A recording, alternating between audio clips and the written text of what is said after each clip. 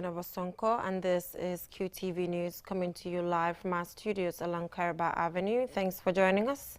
Here are the main local and international news headlines. The Independent Electoral Commission on Sunday and Monday received more nomination submissions from presidential aspirants for the upcoming elections. The Gambia's Foreign Affairs Minister and his Indian counterpart on Monday signed cooperation agreements prioritizing various development areas. 98 migrants who were attempting to embark on the so-called backway, the irregular journey to Spain, were arrested by a joint security operation in Tangier. In sports news, Gambia, the hosts, are champions of the 10th West Africa Deaf Football Competition after winning all 3 of their matches. And following the successful completion of the QCell Youth Tournament at the Q City grounds in Bigelow, the chairman of the Q Group organized a dinner for the Q City Football Academy and their families. Those were the main headlines, and now the news in detail. Do stay with us.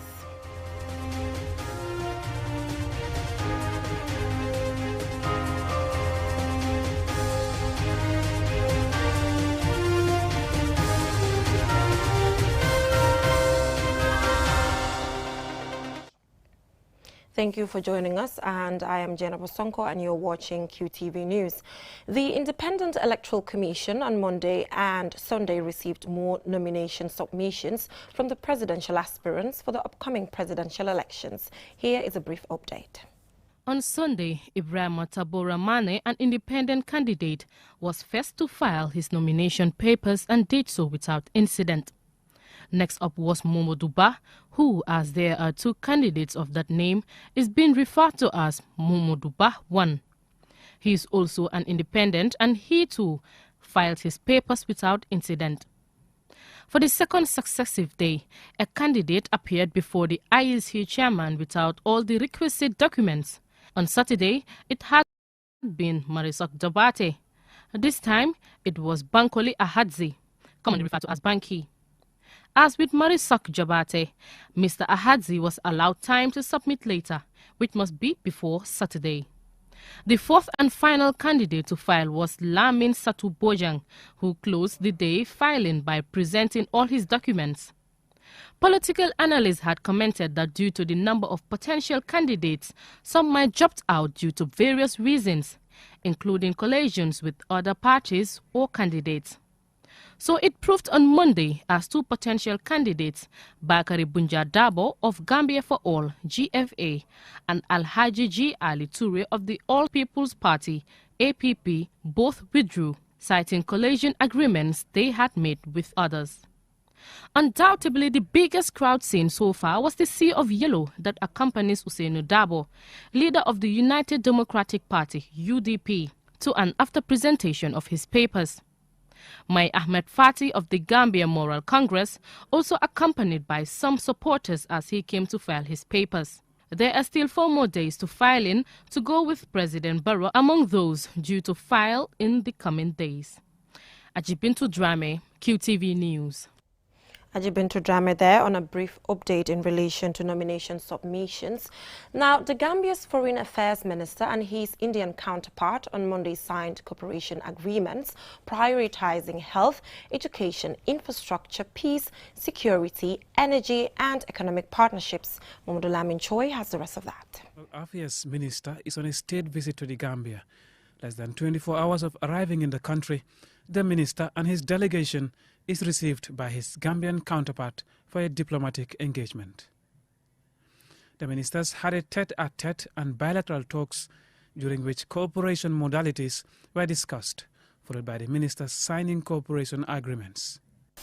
India and the Gambia remain committed to uphold global peace, equitable economic growth, and the promotion of democracy and good governance. His Excellency, the Minister of External Affairs of India, will during his visit hold talks with senior government officials and also visit sites related to programs and projects the government of India has been supporting the Gambia on. The agreements seek to deepen the existing bilateral relations between Banjul and New Delhi and facilitate structured and systematic engagement for the governments of the 2 countries. A general framework agreement and visa exemption agreements for diplomatic or official passport holders are also signed. Now, for officials and diplomats from both the countries, they can travel to the other country and stay there for up to 90 days without applying and taking a visa. So, visa is exempted for officials and diplomats traveling on official purposes or on diplomatic missions to either of the countries. India is the Gambia's third largest trading partner, with trade value at around $170 million. India's External Affairs Minister Muralit Haran believes that there remains untapped potential. India could bring in its strength in the priority areas of interest to the Gambia, including health, education, ICT, e-governance, agriculture, food processing, defense and security, tourism and fisheries sectors. Development partnership is strong, with India being part of a number of iconic projects in the Gambia. This visit by the External Affairs Minister is the second high-profile visit by an Indian government official in just over 2 years. In July 2019, India's President Ram Nath Kovind paid a 3-day official visit to the Gambia to highlight the strong bilateral ties between the two countries. We used the occasion to review the state of our relationship and exchange on how to strengthen it further for the benefit of our two people. I used the happy occasion to convey the warm greetings and wishes of His Excellency President Adama Barrow to his colleague, His Excellency Ram Nath Kovind, President of India, and to the Prime Minister. As a development partner, India supports the Gambia in health, agriculture, energy and education. India is described as the most popular destination for Gambians seeking medical treatment. In a bilateral agreement, the two countries are committed to supporting each other's candidature to various UN bodies. Mahmoud Lamin Choi, QTV News. 98 migrants who were attempting to embark on the so-called backway, the regular journey to Spain, were arrested by a joint security operation in Tanje in the West Coast region. Babukar C has the rest of that.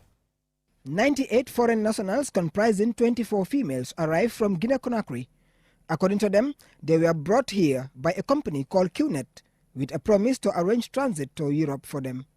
After paying amounts ranging from $2,000 to $3,000, the ringleader of the agents is said to have disappeared. Sam Bambalo, Assistant Superintendent of Immigration working at the Migration Unit, tells us how they got the information. They claim to have paid money to certain individuals who said we are going to send them to Europe through the regular migration route. Okay, information was shared with the SIS, who also contacted the migration officer here, Osi Zakaria. And then a joint task force was just kick-started quickly as possible, and they went to the ground, and then 98 migrants were intercepted in Tanje at different places. Okay, among these 98 we have about 24 women. Among those women we have one who is a Togolese national, and then the other 74 are all Guinean nationals, the male are all Guinean nationals. Superintendent Mbalo added that the migrants were brought to the country by an organization that promised them a fortune. These people, according to their stories, claim that they were contacted by Mohamed Keita and then one Alassane Diallo and some other people who are at large, who told them that they can come to the Gambia and then pay a certain amount ranging from $2,000 to $3,000, and then they are going to assist them to go to Europe through the regular journey. That is commonly called bagway. Okay, so upon arrival in the Gambia, when they pay their money, those people tell them that they are going to have a 2 weeks training to prepare for the journey. Okay, but during this training, what they came to realize was that there was nothing related to migration that they were doing. So all what was happening, they were introduced to QNet business. They were introduced to QNet business, and then it was not what they wanted because that was not what they were told. So they feel that they cannot do it, and then they need their monies back. The immigration authorities are calling on the public for information to make their work easier. We spoke to one of the migrants under the condition of anonymity, who says they came to the country with high hopes of traveling to Europe. Then I have for travel, so people like big man wait and then they call you for travel. So when you don't can say now, then tell you say now, We came here to travel. Some big men brought us here to transit. And now that we are here, we have to call 2 people who could act as references. When these people came, we have nowhere to escape. I did not come here for a job. I came here to transit. The first time I paid 10 million Guinean francs, which is equivalent to $1,000. The second time they told me that there was a job that if you put in money, you will get a lot of money in return. Then I pay another $2,000 again, which is equivalent to $3,000 in total. So I got $2,000 back. So all the money don't go $3,000. As we were about to broadcast this, we received a report from Gambia Immigration Department officials in the North Bank region that 24 people were arrested this morning at about 8 a.m. in Jufre. There were 13 Sierra Leoneans, including 1 minor in the company of his father, 10 Gambians and a Guinean. According to the immigration officials, all 24 were about to leave Jufre to join a bigger boat in a village called Sita in Gambia's North Bank region before finally leaving for the Canary Islands in Spain. These interceptions are yet another achievement by the security forces in the fight against irregular migration. However, the latest interception has shown that not all those making these journeys are Gambians, and that the country is being used by some unscrupulous people, including would-be irregular migrants and the agents who arrange their journeys. Babu Karsi, QTV News. Sad that irregular migration is still an option for young people. Now we will go for a short commercial break, and when we come back we have some more local news stories as well as sports. Do stay tuned. Sign Language Interpretation Service is proudly supported by the UNDP Accelerator Lab.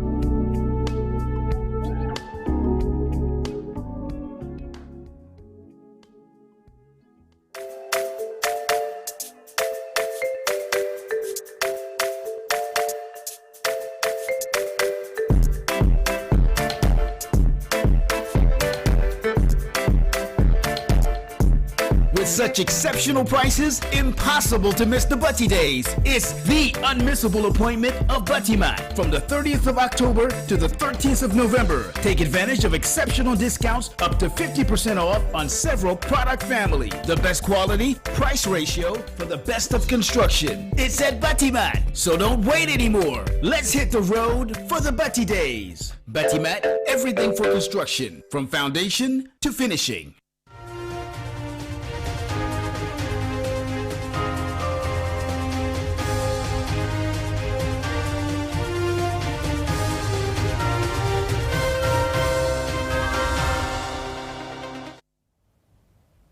Welcome back from that short commercial break. If you're just tuning in, this is QTV News and I am Jenna Bosonko.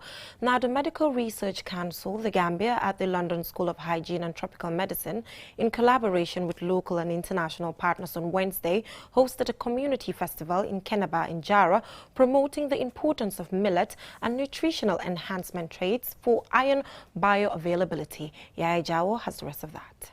The MRC Millet Festival, which is the first of its kind, brought together various Milneti story participants in Kiang West to raise awareness on the health benefits of millet in the form of presentations, discussions and cooking demonstrations of millet-based foods. Iron deficiency is the most prevalent nutritional deficiency affecting billions of people around the world. International researchers and practitioners in the Milneti program believe that growing, processing and cooking millet can enhance the nutritional status of people in developing countries. Dr. Kala Serami, head of MRC Milneti project, says the program undertakes fundamental scientific investigations for the growth, processing and monitoring of iron bioavailability, allied to social science methodologies to disseminate knowledge and improve practices in cultivation and preparation of the cereal crop. She added that biofortification of millet is also an emerging research area for enhancing nutritional quality. The project itself is focused on a particular strain of millet, which is a biofortified millet. And this millet was developed by ICRISAT, which is an international institute that's dedicated to the breeding and production of semi-arid crops. So they've bred several different species of millet, including the one we have in the Gambia, that they're more drought resistant, so they'll help farmers to become more resilient in the face of climate change.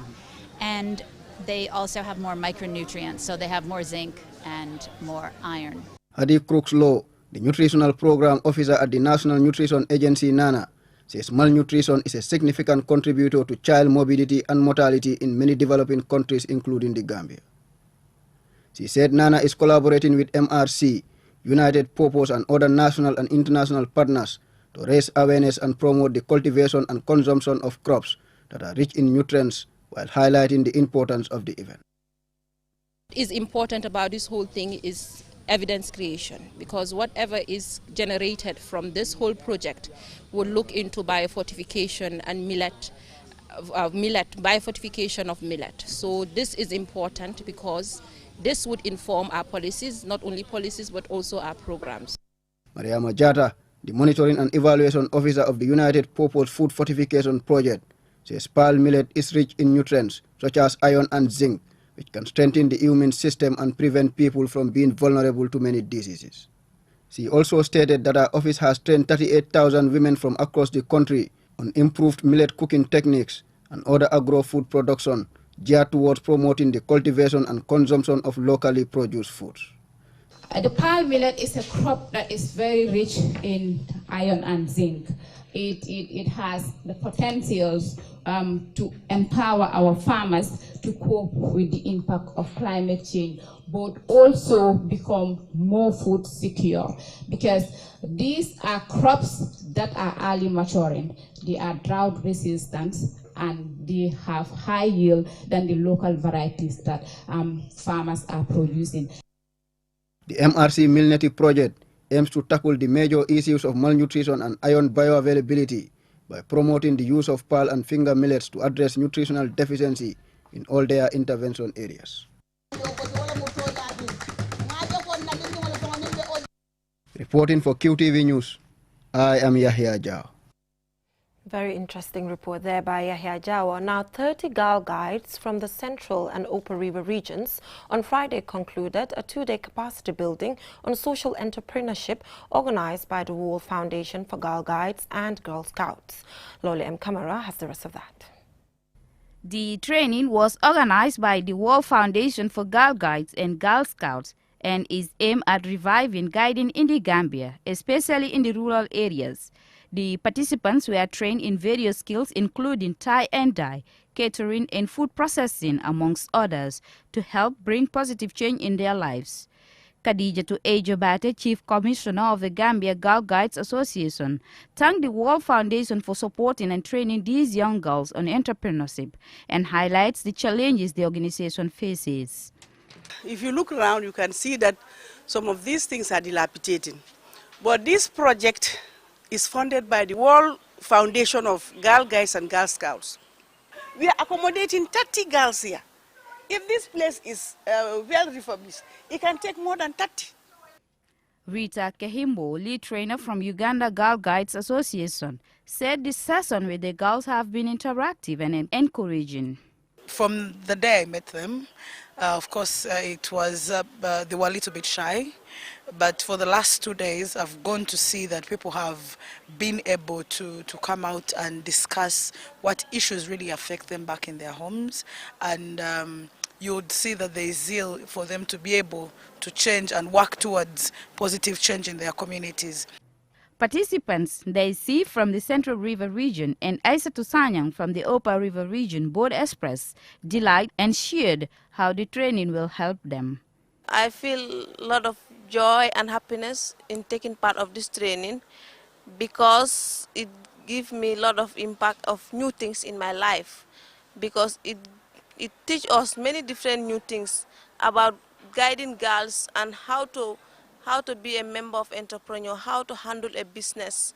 This is my first time to come for such trains, but it's very interesting because they teach us so many things and we are expecting to learn more. If I go back to my region, I promise to go and teach my fellow girls there what they teach me here.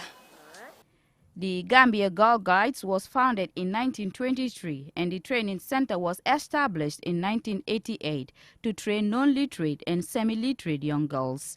The center teaches various skills including cookery, batik making, tie and dye, restaurant management, hotel management and front office management, amongst others. The organization is pleading for more support from government and philanthropists to ensure the organization's sustainability. For QTV News, Lolly M. Kamara. From that story by Lolly M. Kamara, let's take a look at what is happening in the world of sports.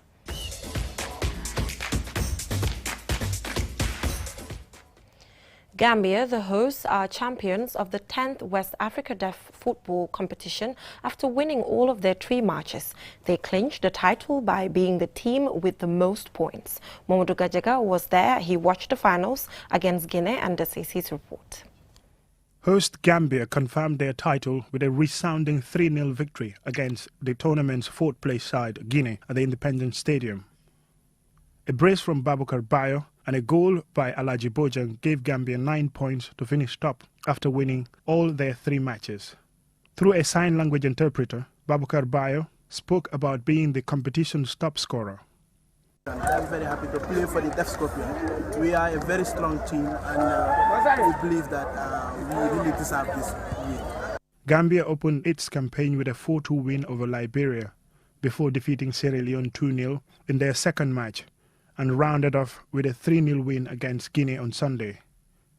Cherna Umar Jallo spoke on behalf of the Guinean team. So we are very happy to have participated into the tournament. Okay, then we have learned many things. In terms of final standings, Liberia came second behind Gambia and were rewarded with a cash prize of $1,500 and silver medals. Sierra Leone came third and received $1,000 cash and bronze medals, while Guinea got a set of jerseys. Tournament winners Gambia were rewarded with $2,000 cash, a trophy and gold medals. The tournament was organized by the West Africa Deaf Sports Union, WASDU. Gambia hosted the tournament for the first time and 4 nations competed in the tournament. Mamadou Gajaga, QTV News. Congratulations to Team Gambia. Now, following the successful completion of the QCell Youth Tournament at the Q City grounds in Bigelow, the chairman of the Q Group organized a dinner for the Q City Football Academy and their families, where he shared words of wisdom to impact the educational and football careers of the children. I'm afraid the story will come in our 10 o'clock bulletin. But before that, let's take a quick look at our main stories. The Independent Electoral Commission on Sunday and Monday received more nomination submissions from presidential aspirants for the upcoming elections. The Gambia's Foreign Affairs Minister and his Indian counterpart on Monday signed cooperation agreements prioritizing various development areas. 98 migrants who were attempting to embark on the so-called backway, the irregular journey to Spain, were arrested by the joint security operation in Tangier. And in sports news, Gambia, the hosts, are champions of the 10th West Africa Deaf Football Competition after winning all 3 of their matches. And following the successful completion of the Q City Youth Tournament at the Q City grounds in Bigelow, the chairman of the Q Group organized a dinner for the Q City Football Academy and their families. I'm afraid we'll have to bring you that story on our 10 o'clock bulletin. Thank you so much for watching. Join us at 10 for another bulletin. Bye for now.